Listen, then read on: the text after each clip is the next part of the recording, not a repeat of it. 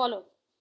আমি আমার শুধু ছোট থাকতে মণিমেলা, বাচ্চাদের শেখানো এবং ফুটবল খেলার রেফারেশনের দুটো থানার রেফারেশনের প্রেসিডেন্ট পর্যন্ত হয়েছি।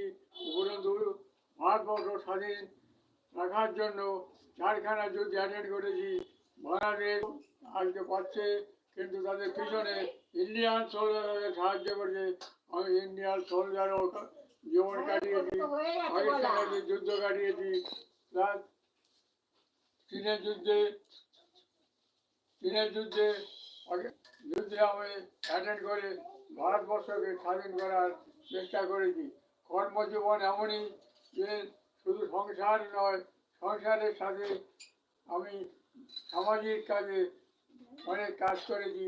যেমন এই এলাকায় পোস্ট অফিস, রাস্তাঘাট, স্কুল কাজে এবং বিভিন্ন ক্লাব আমাকে এখানকার তদনীন্তন সময় আমার বয়স্করা পেছনে সাহায্য করে আমি বিভিন্ন আমাকে দিয়ে কাজ করিয়েছে।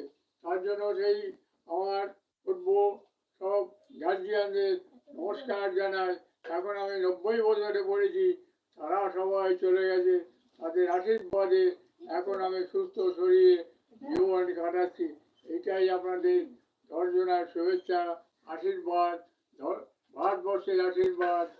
তার জন্য আমি সবাইকে, ভগবানকে, দয়াময়কে ধন্যবাদ জানিয়ে আমার বক্তব্য। ধন্যবাদ, ধন্যবাদ সুনীল কাকুকে। আজ হচ্ছে 90 বছর বয়স পদার্পণ করেছে, তাও আমাদের সঙ্গে এখনো মিলেমিশে কথা বলে যাচ্ছে। নিজের কাজ নিজের হাতে এখনো সবটাই সম্পূর্ণ করার চেষ্টা করে। তো আমাদেরকে ভালো রাখো। আমি পরিচয় বলেছিলাম করাবো এক নতুন মানুষ। ভালো থাকবে।